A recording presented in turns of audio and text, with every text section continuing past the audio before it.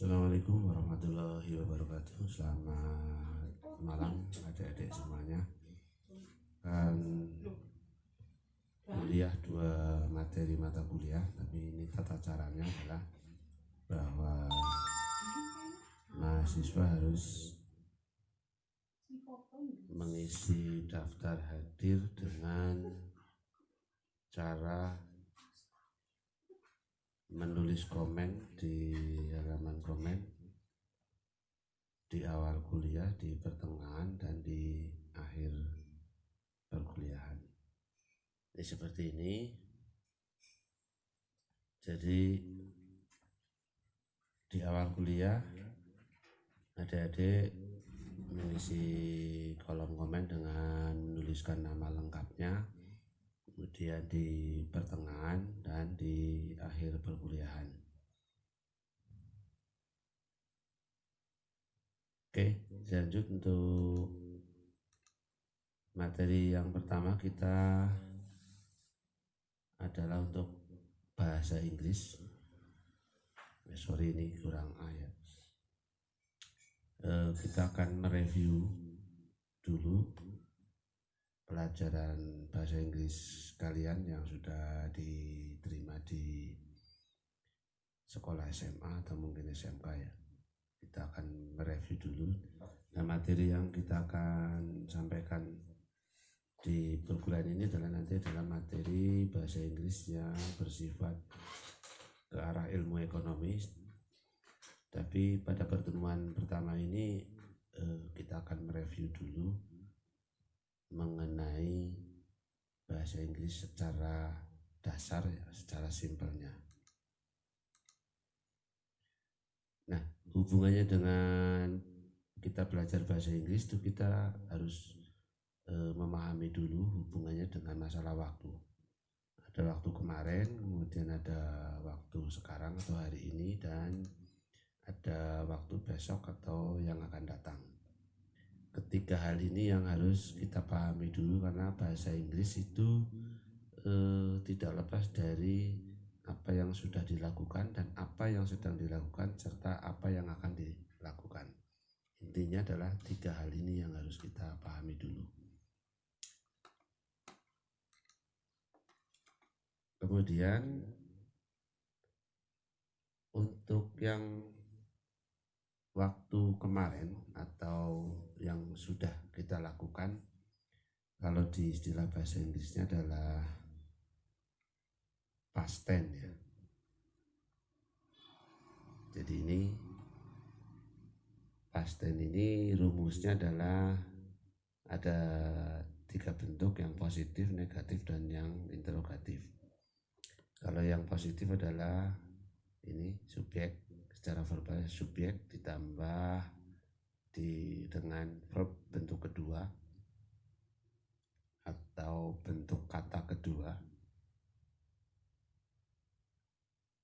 Kemudian kalau yang nominal dia subjek ditambah dengan penghubung yaitu was atau were, baru ditambah dengan kalimat lain ya, atau kata-kata lain. Jadi ini yang positif. Nah, jadi contohnya kalau yang verbal adalah she bought a new book yesterday. Nah, ciri utamanya adalah kalau yang sudah lampau adalah pasti ada keterangan waktu yang disebut dengan, contohnya di sini adalah yesterday. Ya. Kemudian ini subjeknya si, kemudian ini adalah predikatnya atau verbnya bentuk kedua bought, dari kata bentuk pertamanya adalah buy.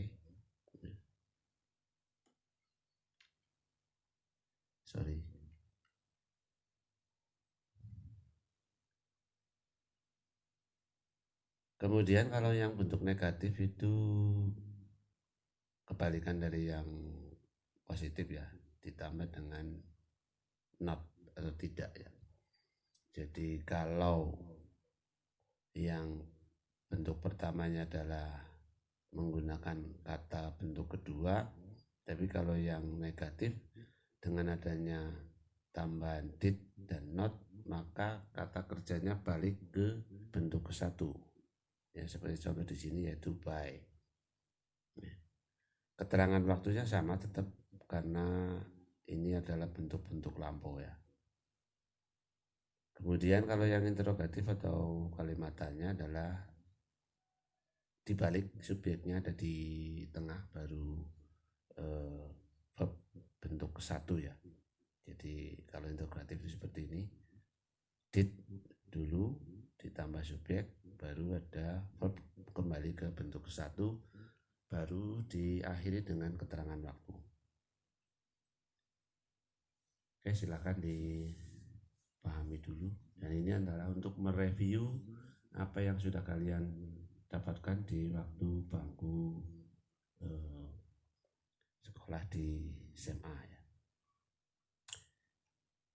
Kemudian berikutnya adalah waktu sekarang, atau di dalam bahasa Inggrisnya adalah present tense. Ini bentuknya sama dengan yang past tense, hanya saja ini adalah yang kita perhatikan adalah sekarang, posisinya sekarang. Jadi kalau yang positif, negatif, dan interrogatif itu sama seperti ini, subjek plus verb bentuk ke-1.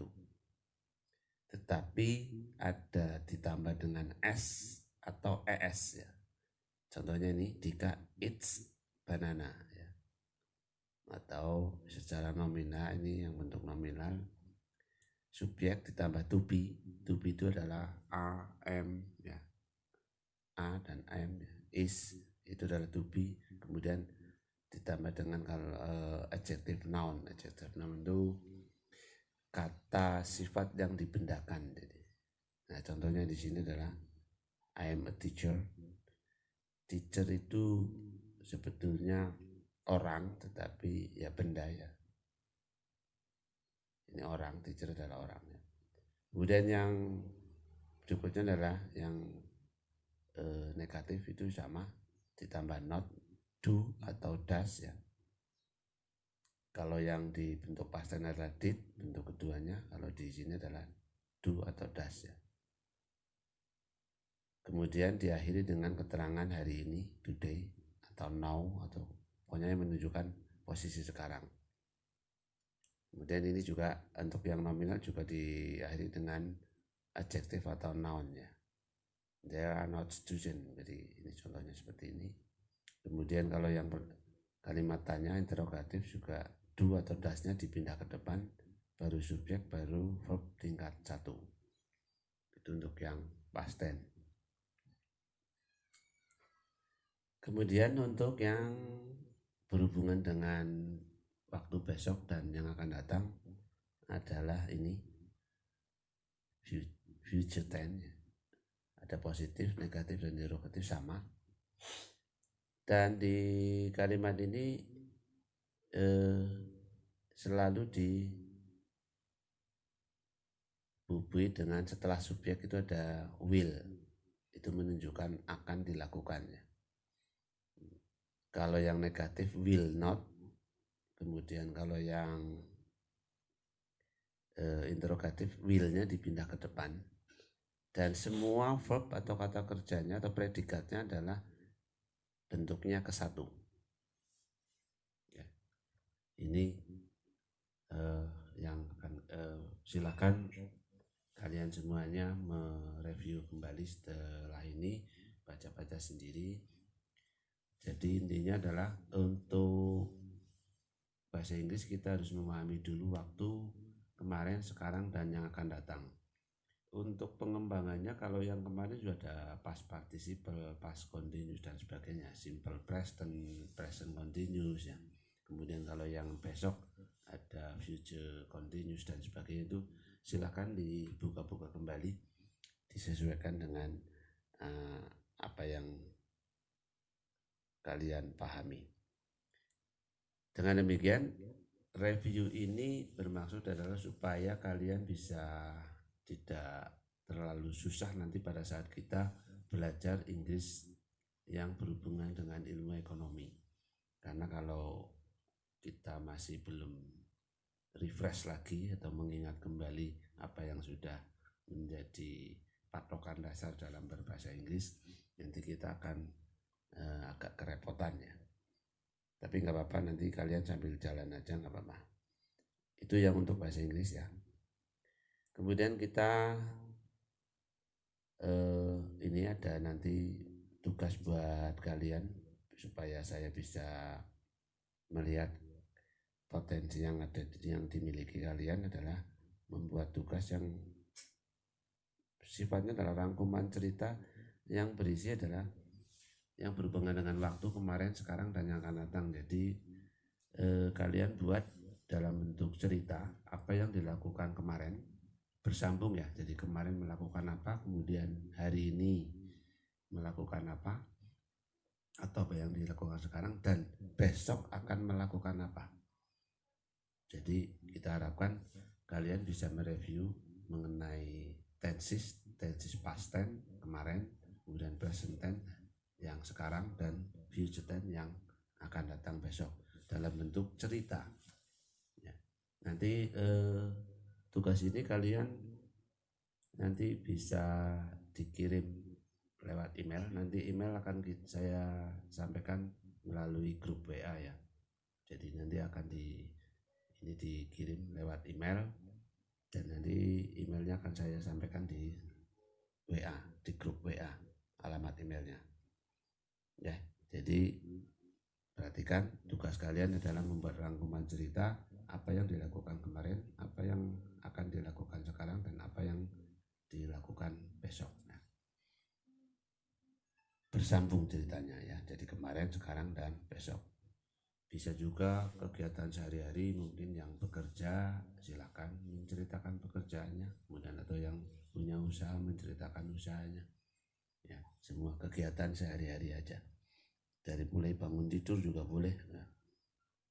Silakan aja, yang penting menunjukkan adanya kalimat past tense, present tense, dan future tense, baik yang continuous maupun yang simple atau mungkin yang perfect tense ya. Kemudian kita menginjak ke materi kuliah yang kedua, adalah materi dalam bentuk bahasa Indonesia. Nah, di dalam bahasa Indonesia ini sebetulnya kita juga hanya sekedar mereview, dan kita tujuannya adalah untuk bahasa Indonesia ini untuk menyiapkan kalian semuanya bisa menulis secara ilmiah. Karena goal akhir dari kalian untuk menjadi seorang sarjana adalah bisa menulis dalam bentuk ilmiah. Nah, yang akan kita belajar salah satunya adalah kalimat efektif. Apa sih itu kalimat efektif? Kemudian kata baku dan tidak baku. Nah, nanti akan kita pelajari itu, kata baku seperti apa, tidak baku seperti apa. Kemudian ada kata depan, bagaimana kita dalam menulis karya ilmiah itu kata depannya seperti apa. Itu kita akan pelajari lagi. Kemudian kata ulang, apa yang bisa diulang, apa yang di kata-kata itu yang bisa diulang, itu yang akan kita pelajari juga. Dan kemudian bagaimana kita membuat paragraf di dalam sebuah karya ilmiah. Jadi 5 materi pokok ini yang akan kita bahas di 2 pertemuan mendatang. Jadi ini adalah yang sebelum ujian tengah semester. Itu adalah ada 5 materi pokok ini. Kemudian ini materi berikutnya setelah ujian tengah semester adalah penggunaan tanda baca. Bagaimana kita menulis menggunakan tanda baca. Kemudian bagaimana kita menulis huruf miring, atau kapan kita harus menggunakan huruf miring. Itu kita akan pelajari bareng-bareng.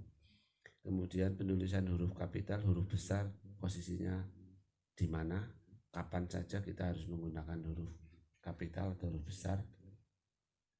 Kemudian penomoran angka ya, kapan kita harus menggunakan angka 1, kapan menggunakan angka 1 titik, angka dalam kurung, dan sebagainya. Nanti kita akan pelajari sama-sama setelah UTS ya.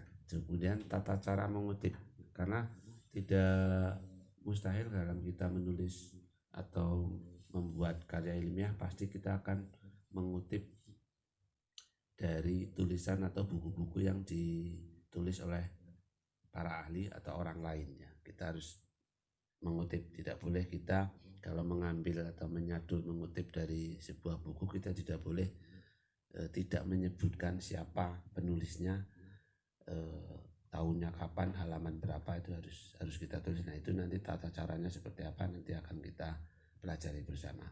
Ini yang akan kita pelajari setelah ujian tengah semester sampai dengan persiapan untuk ujian akhir semester. Kemudian kita ke goal kita adalah nanti kalian semuanya adalah bagaimana kita menulis secara ilmiah, atau mungkin ya bahasanya sebenarnya bukan karangan tapi ya karya ilmiah ya. Karangan yang berisi pengetahuan yang menyajikan fakta umum yang ditulis menurut metodologi penulisan yang benar. Jadi ya bisa juga dalam bentuk karangan, tapi dalam yang mungkin lebih tepatnya adalah karya ilmiah ya. Karya ilmiah adalah karya yang berisi pengetahuan yang menyajikan fakta umum yang ditulis menurut metodologi penulisan yang benar. Ya, itulah penulisan ilmiah. Kemudian ciri-ciri atau karangan ilmiah atau karya ilmiah adalah ada ditulisnya secara sistematis, jadi terstruktur dari start pertama sampai dengan di terakhir tuh seperti apa sistematisnya atau terstruktur ya, tertata rapi. Kemudian penulis atau kita sebagai yang menulis karya ilmiah adalah harus selalu berpikir objektif. Tidak boleh kita pada saat menulis tuh berpikir secara subjektif dengan pemikiran pendapat kita sendiri ya. Kita harus berpikir secara objektif karena memang kita di dunia perkuliahan kita, kalian semuanya sebagai mahasiswa itu harus sudah mulai bisa berpikir objektif ya, bukan emosional pribadi yang secara subjektif ya. Semuanya dilihat dari sisi objektif. Kemudian menulis dengan cermat, tepat dan benar. Itu yang selanjutnya. Kemudian tidak persuasif, artinya kita ya tetap berpijak pada objektivitas ya. Kemudian tidak emosinya, ini artinya bahwa di subjektivitas pribadi itu harus dihilangkan. Jadi bukan sisi-sisi emosi, tapi rasional yang kita kedepankan. Itu sisi-sisinya. Kemudian kenapa kita membuat karya ilmiah? Sikap secara ilmiah yang harus kita pahami adalah bahwa kita ingin tahu. Jadi sesuatu yang di luar sana atau mungkin di suatu tempat tertentu atau mungkin di lokasi tertentu, kita ingin tahu. Bagaimana kita bisa tahu ya sesuatu yang terjadi di sana yang sifatnya adalah terbuka dan objektif. Kemudian menghargai karya orang lain, artinya bahwa dengan keinginan tahu kita dan kita berpikir objektif, kita juga harus menghargai karya orang lain, karena apa yang ingin kita tahu itu biasanya juga sudah dilakukan juga oleh orang lain. Jadi karya orang lain atau pendapat orang lain secara ilmiah juga harus kita hargai. Makanya kita kalau pada saat kita menulis dan kita menyadul atau mengutip dari buku orang lain, kita harus melakukan pengutipan siapa penulisnya, kemudian tahun berapa dicetak, kemudian di halaman berapa. Itu bentuk dari kita menghargai orang lain, dan kita tidak sebagai mengutip hanya sekedar menyontoh, tapi kita juga menghargai orang yang lebih dulu mempunyai karya ilmiah. Kemudian berani mempertahankan kebenaran, artinya bahwa apa yang kita lakukan di dalam sebuah karya ilmiah adalah sesuatu yang benar, dan kita harus berani mempertahankan kebenaran itu dengan catatan bahwa apa yang kita lakukan adalah dengan sistematis, terstruktur ya, sesuai dengan kaidah-kaidah di dalam kita melakukan penulisan ilmiah. Kemudian sikap menjangkau ke depan, bahwa apa yang kita lakukan ini bertujuan adalah untuk ke depan, karena tidak mustahil apa yang kita tulis, apa yang kita hasilkan dalam karya ilmiah akan menjadi referensi bagi orang lain di waktu yang akan datang. Barangkali mungkin untuk kalian adalah pada saat nanti mau nulis skripsi, mungkin referensinya dari kakak kelas kalian. Kemudian kalau kalian sudah lulus, tulisan kalian dalam bentuk skripsi juga akan menjadi referensi di hari ke depan untuk adik-adik kelas kalian semuanya. Konsisten ya, terakhirnya adalah konsisten, artinya ya kita tidak selalu berawal dari apa yang kita tuju, tetap sesuai dengan apa yang menjadi tujuan kita. Kemudian bentuk-bentuk karangan atau karya ilmiah adalah ada makalah, kemudian laporan tugas akhir, kemudian skripsi, kemudian tesis dan disertasi. Itu adalah kalau kalian nanti ada goal akhirnya adalah skripsi ya. Ini kemudian ini makalah contohnya adalah karya tulis yang membahas satu masalah berdasarkan hasil kajian pustaka atau teori atau hasil pengamatan atau penelitian. Jadi definisinya dari ini. Kalau makalah itu mungkin dasarnya itu. Kemudian tahapan-tahapan dalam penulisan karya tulis adalah persiapan, mengumpulkan dan membaca buku, memilih dan menentukan topiknya, ya, karya ilmiah, kemudian skripsi dan sebagainya adalah tahapannya sama seperti ini. Jadi kalian nanti pada saat akan menulis karya ilmiah atau dalam bentuk skripsi, sebaiknya dan seharusnya memang mengumpulkan bahan-bahan dan membaca buku-buku referensi yang sudah ada sebelumnya. Kemudian baru kita bisa memilih topik atau menentukan topiknya. Kemudian buku-buku yang berhubungan dengan topik yang kita pilih juga harus kita baca sebagai referensi, sebagai dasar nanti landasan teorinya ya, dasar teorinya, di samping untuk memperluas pengetahuan yang ada hubungannya dengan topik yang kita pilih. Kemudian mengembangkan kerangka makalah ya, artinya setelah kita punya referensi, kita punya dasar teori, baru kita kembangkan kerangkanya. Kemudian dua, penulisan ya adalah kegiatan mengembangkan kerangka makalah menjadi sebuah makalah. Jadi ini setelah tadi kita punya referensi, kita melakukan penulisan seperti ini. Kemudian tiga, pemeriksaan review. Jadi setelah kita tulis, kita periksa lagi, kita teliti lagi barangkali yang berhubungan dengan isi dan penggunaan kata-kata, kalimat, ejaan dan tanda baca yang mungkin kita kurang tepat atau mungkin kurang enak ke dalam satu kalimat atau mungkin satu paragraf, ya harus kita teliti lagi. Itu tahapannya. Kemudian pertimbangan dalam memilih topik. Itu topik harus bermanfaat, yang pertama jelas.